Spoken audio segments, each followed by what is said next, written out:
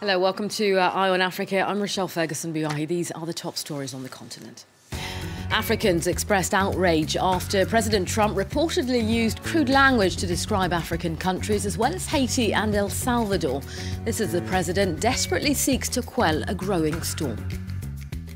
DR Congo security forces disperse worshippers as they gather to commemorate victims who died during a crackdown on New Year's Eve. There were protests calling for President Joseph Kabila to resign. And Algerian Berbers mark their new year as a public holiday. It's the first time official events celebrating the Yennayer have been held nationwide. But first, Senegal's President Macky Sall has joined a growing chorus of people condemning President Trump after he reportedly used vulgar language to describe African countries as well as Haiti and El Salvador.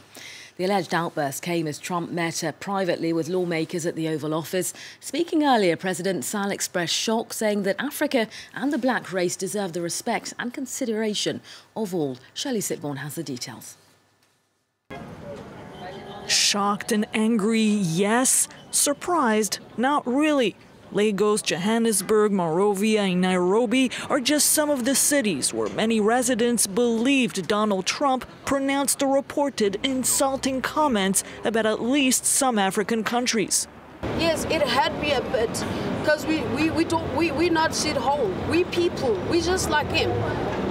It's like Donald Trump is breathing flavored oxygen. We are the same people. We're not different.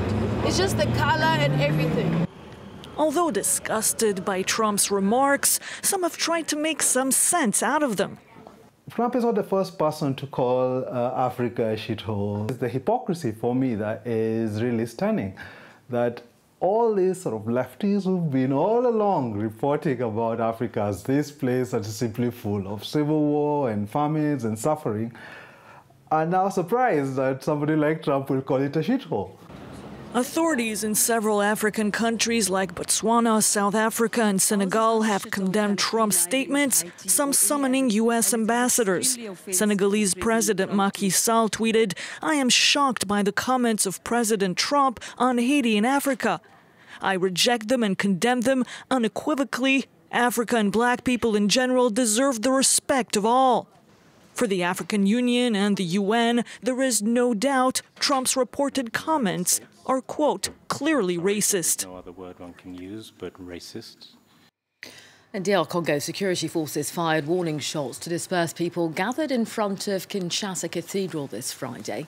Now, crowds were there for a mass to commemorate the victims of a crackdown on New Year's Eve protests, which were calling for President Joseph Kabila to resign. Well, inside the church, the packed congregation cheered as Catholic leaders urged Kabila to uphold a 2016 church-brokered deal.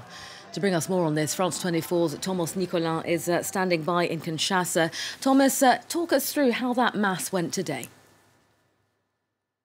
The mass went very well. The church was packed, and there were ambassadors from the European Union, from France, from Belgium.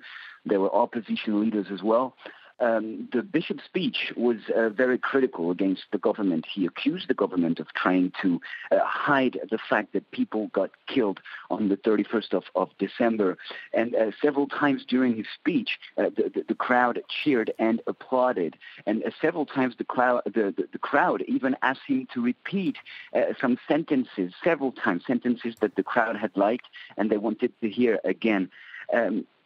Now, 30 minutes approximately after the Mass, there was a gathering of people outside the church, and there were tear gas fired. Some witnesses also mentioned live ammunition, but the police spokesman says that absolutely nothing of the sort happened. Now, the government spokesman, Lambert Mende, is still sorry that a few church leaders are trying to raise the political parties against each other instead of trying to mediate in the crisis.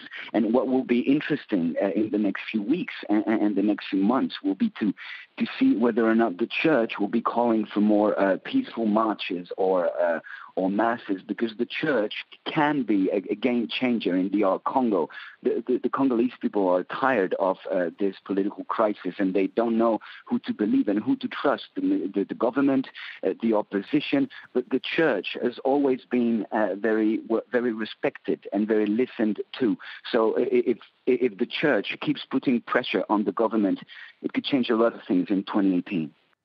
All right, Thomas Nicolas reporting for us from Kinshasa. Thank you. Next, French authorities say 3 soldiers from its Barkhane force were injured in northeast Mali on Thursday when a suicide bomber attacked their convoy.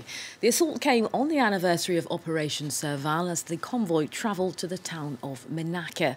Well, 1 seriously wounded soldier has been flown to France. 2 others are being treated in Mali. Staying in the country, a young woman killed by her husband has revived the debate on domestic violence. MPs have been debating a new law on the issue for months now, but have failed to reach a vote. Women's rights activists have held a protest in the capital, Bamako.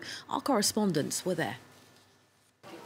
In the Fafana family home, a group of women have gathered.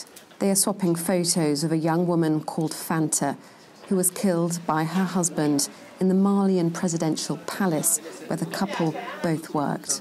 That photo was taken on their wedding day, the 5th of July. She chose her own husband, but no one then would have believed he would end up killing her. She loved fashion, that was her thing. She expressed herself through that. She was pretty quiet in all other respects.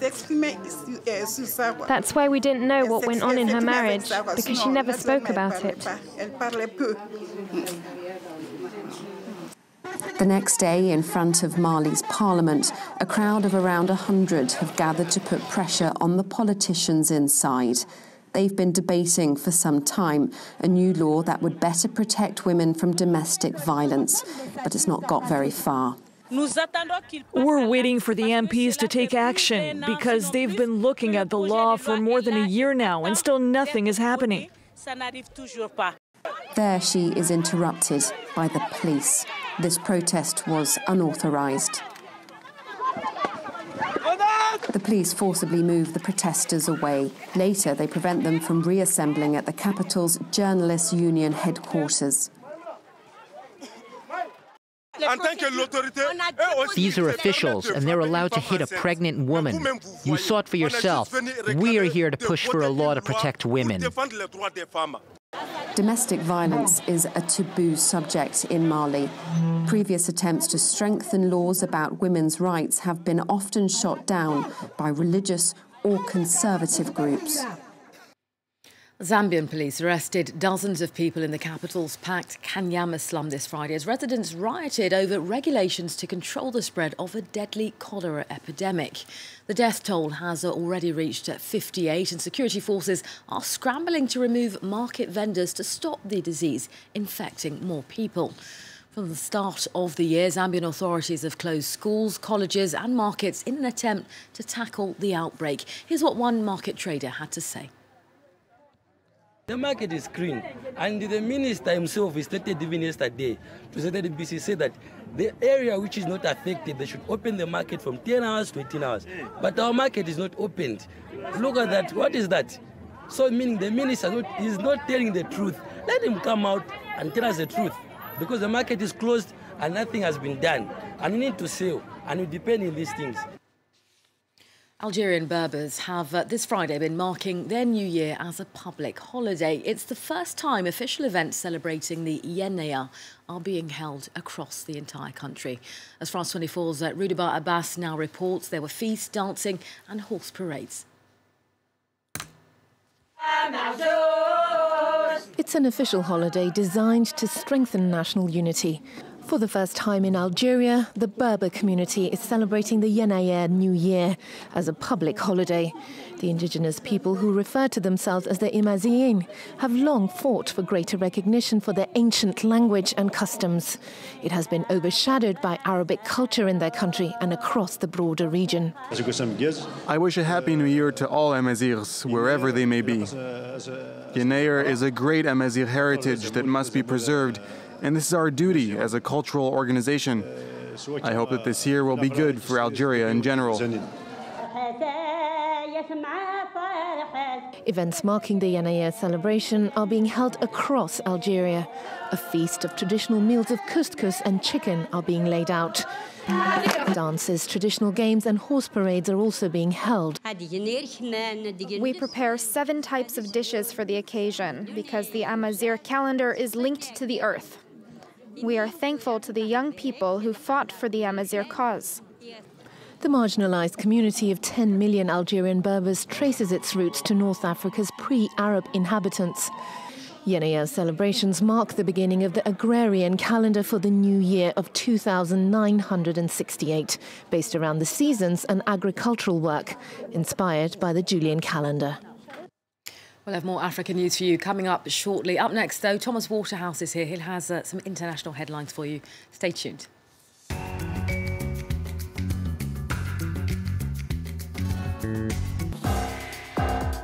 Reporters, presented by Mark Owen. How can a simple fracture lead to an American footballer ending up in a morgue? What is the link between backache and one of the worst drugs in the world? The answers lie in a painkiller, commonly prescribed by doctors. See France 24's report from the US, where opioids are now the leading cause of death among the under 50s. Reporters on France 24 and France24.com.